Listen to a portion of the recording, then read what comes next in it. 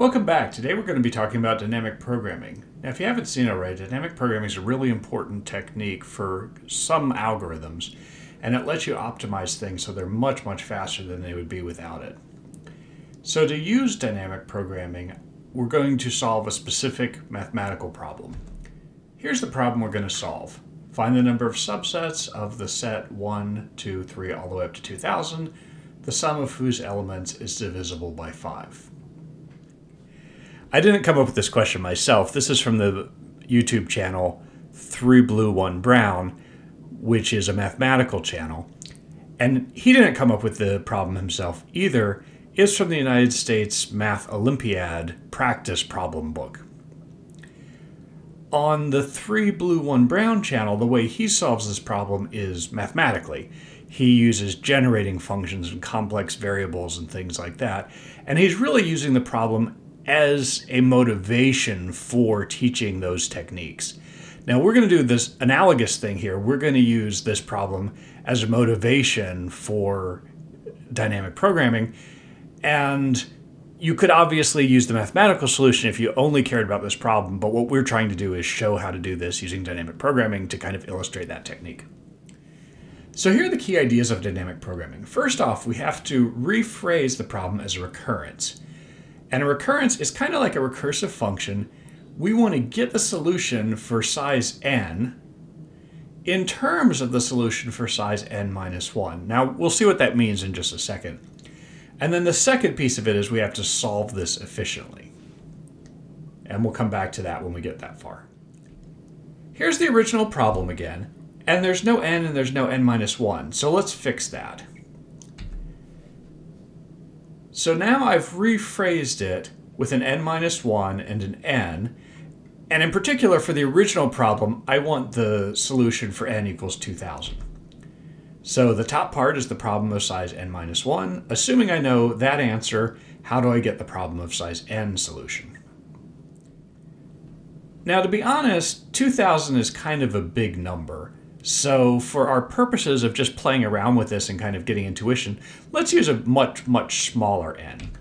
So let's use 3 and 4. So n minus 1 is 3, n is just 4. Here are all the subsets of 1, 2, 3. And so then let's figure out the sum of all of those. And let's figure out which of those are divisible by 5. And you may be wondering why 0 is divisible by 5. That's one of the things that's discussed more in the other video. But another way of saying divisible by 5 is if you take this divided by 5, the remainder is 0. So that's why. So that's the left-hand side. Now how many? We've got here 2 that are divisible by 5. Let's write that down. And now let's do the size n problem. Here are the subsets we have to worry about. And all the sums. And which ones are divisible by 5? And there are 4 of those. So our idea of the recurrence is somehow we need to get from 2 to 4. How is that going to work? Let's dig in a little more detailed there. So let's just look at the sets for a second. And let's look at the first set, the empty set. So everything on the left doesn't have a 4 in it. Some of the things on the right have a 4 and some don't. So the empty set, you can see there's the empty set again, and there's the empty set where we added a 4. The 1 set, there's the 1 set again, and the 1 set where we added 4. And this follows all the way through. Each set on the left maps to 2 sets on the right. One that is the exact same set, one that has 4. This is a little bit messy, so maybe to make this a little bit simpler, let's get rid of the arrows for a second. And now let's rearrange all these sets.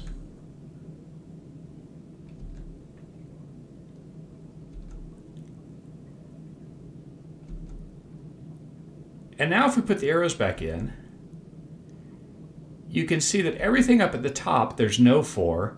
Everything at the bottom, yes, there is a 4. And this is interesting when we start looking at the sums. Everything on the top is just carried over from the n minus 1 case, so you get the same sum.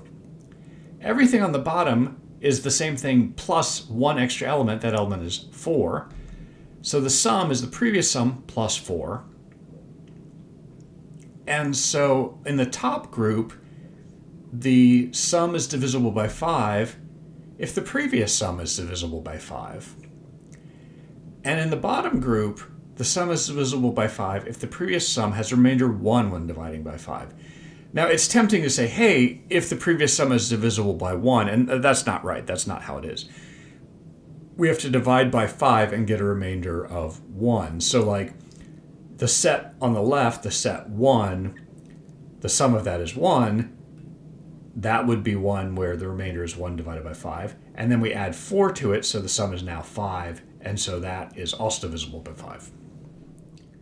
This leads us to our first inkling of what the solution to this may be.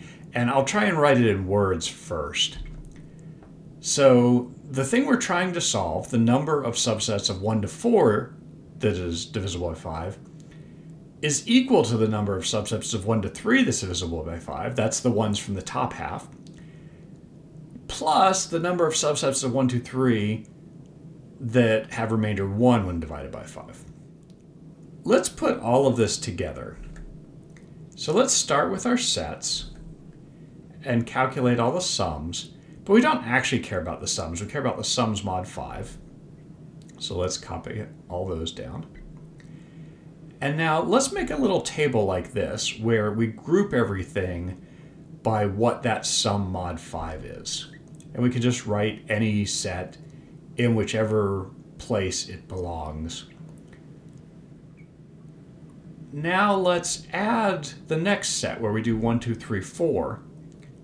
And let's go ahead and write, well, first off, we can copy all of the sets over. And then we can add all the sets that have 4 in them too.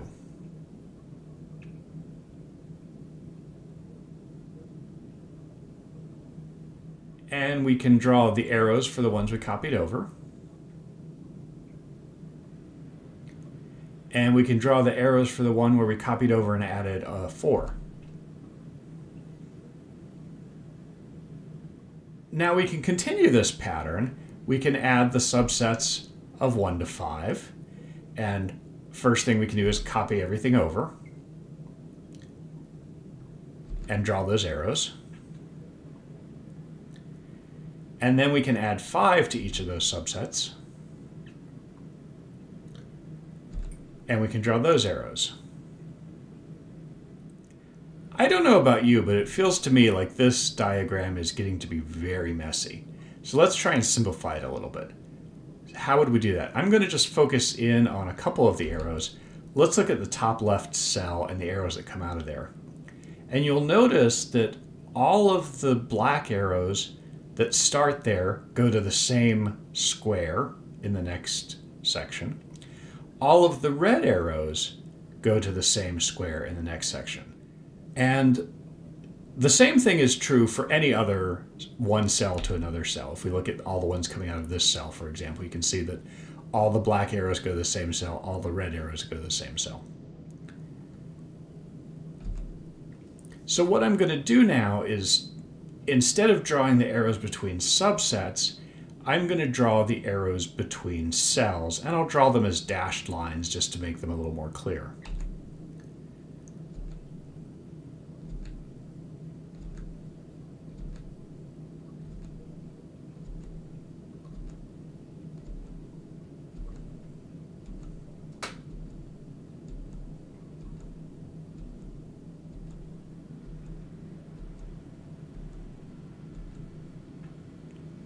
That looks a lot more clear.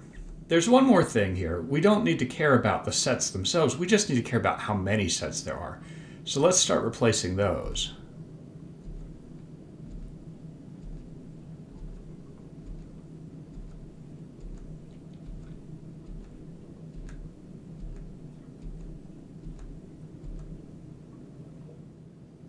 All right, let's remember where we started this. I'm going to define a function f sub nk to be the number of subsets of the set 1 to n, whose sum divided by 5 has remainder k. Now that's a lot of writing. Let me maybe give some examples here and fill these in, and it may become a little more clear.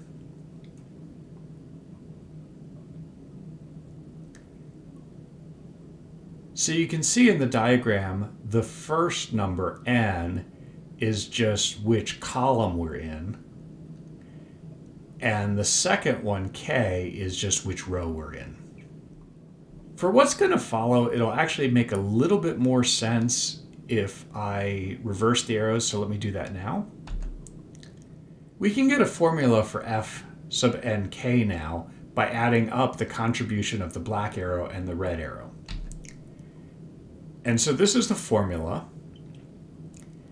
And so the black arrow, you just go directly to the left. And the red arrow, you do this thing with mod. And it may be a little confusing, so maybe I'll just do an example. So let's do this example. So here we've got n is 4, k is 3.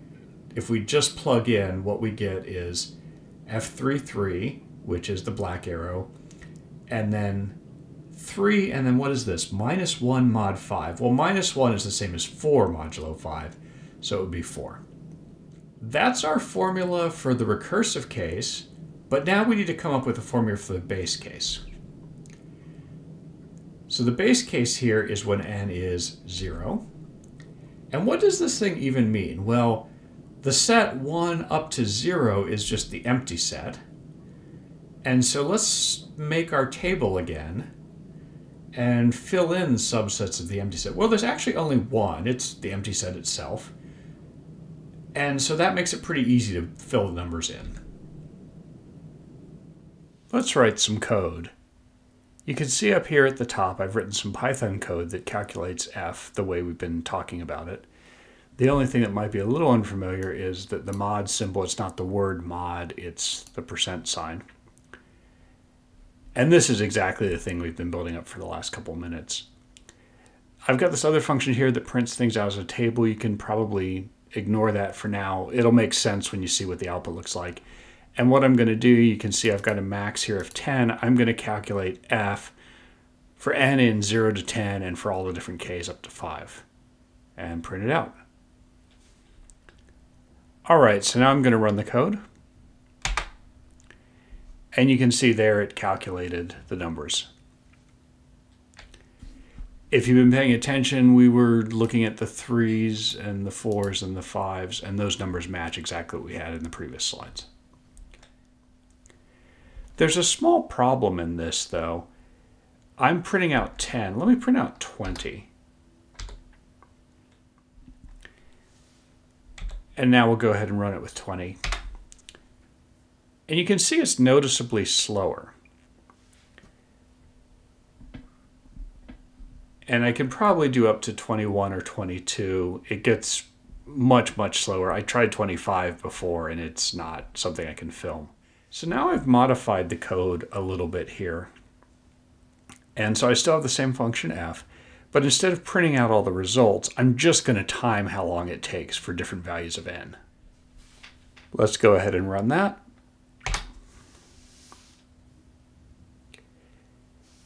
And you can see, it may be hard to see if you look at the first couple lines, but if you look kind of by the middle or towards the end, you can see it's pretty clear that each subsequent line takes twice as long as the line before it. So that means this is a 2 to the n algorithm. So every time we add 1 to what n is, it takes twice as long, which means our 2 to the 2000th is just not going to work. So let's figure out what to do about that next. Does it make sense why this is a 2 to the n algorithm? So for each n, we're going to recursively call this twice with n minus 1. And then for the n minus 1, we'll call it twice with the n minus 2, but we have to call it twice for each of these, so 4 times total. And then for the n minus 3, it'll be 8 times, and so on and so on and so on. So we get 2 to the n, and that's why it's the complexity it is. Okay, so where did we mess up? Well, if we look at our ideas of dynamic programming, first we have to write recurrence, and we clearly managed to do that. But then we need to solve it efficiently, and we haven't done that part yet. So that's what we need to do. If we look at what we're trying to do, we're trying to fill in a table, essentially, that goes from subsets of the empty set all the way up to subsets of 1 to n. And there aren't that many entries in this table. There are only 5 rows and n plus 1 columns. So using our n equals 2000 case, there are only 10,005 entries in that entire table. It should be pretty quick to fill that in. But the algorithm we have is doing 2 to the 2000th work, which is a much, much larger number. So dynamic programming is a way of solving certain problems efficiently. And the idea is, once you've written the recurrence, if you wind up doing the same work again and again and again, then you use these certain techniques to not do that, to not do the redundant work, and to make it much more efficient. The first technique is called memoization, and basically it's just you store the results and look them up again. So the only time you have to do calculations is if you've never calculated that certain value before. And this technique is called memoization. All right, so what I've done here is I implemented a level of abstraction. So f will be the function where we use memoization, and it calls into calcaf, which is the function where we have to calculate it for real. Let's start by creating some space to store our data.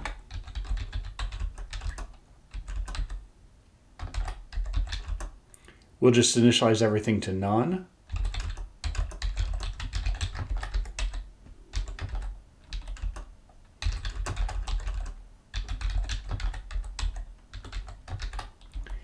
And I'm using 23 because we also use 23 below.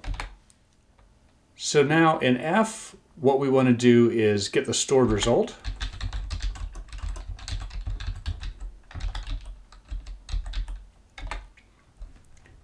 If that's none, we want to calculate it.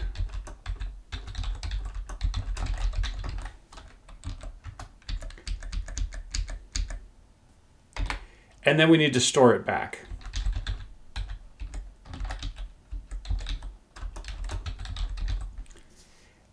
And you can see if the result is not none, then we'll just return it. So we'll just use the stored value. And that's all there is to it. Let's go ahead and run this.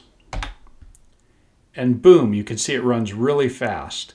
Before it took probably a second, 0.8 seconds, something like that to do the 22 line. Here it's taking microseconds. All right, let's go for broke and calculate it for 2000. Now I have to put 2001 because ranges are exclusive in Python. And I don't really need this for loop because I just want the value. I don't need it for all values, just the one I care about.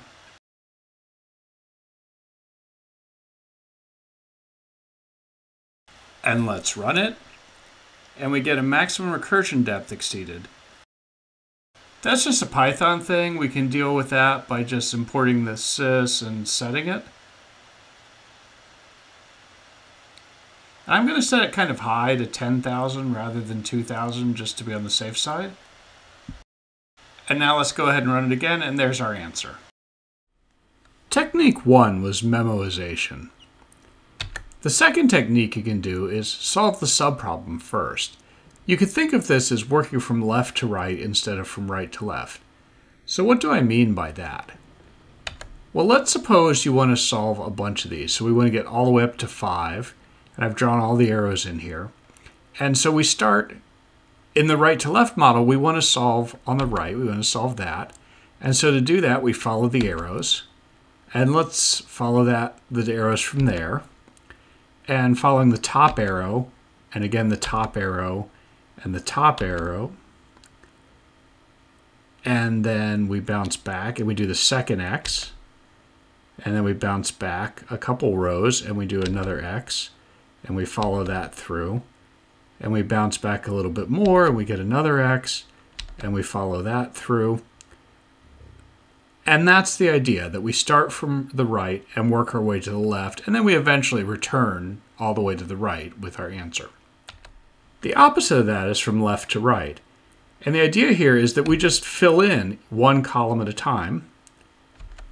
And it's really easy because we can always fill in the next column from the previous column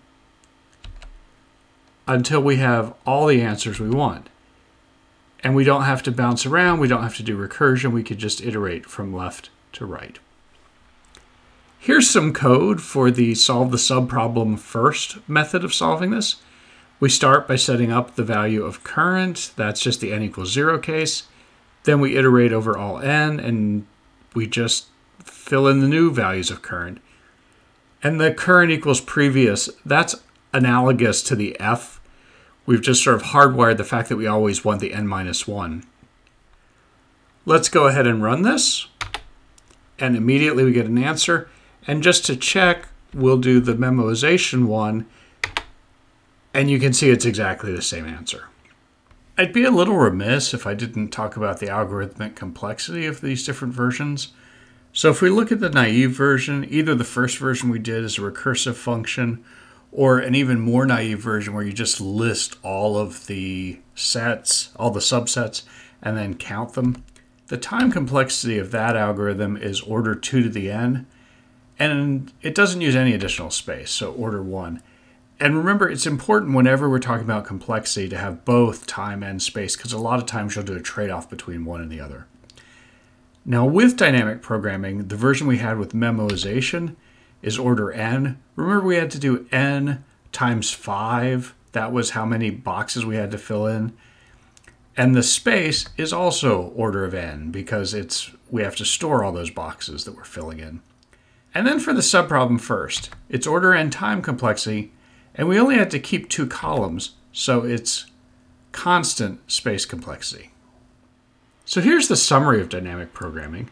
We write the problem as recurrence, and then we calculate it efficiently, either using memoization or by solving the subproblem first. I hope you've enjoyed this video, and please like and subscribe.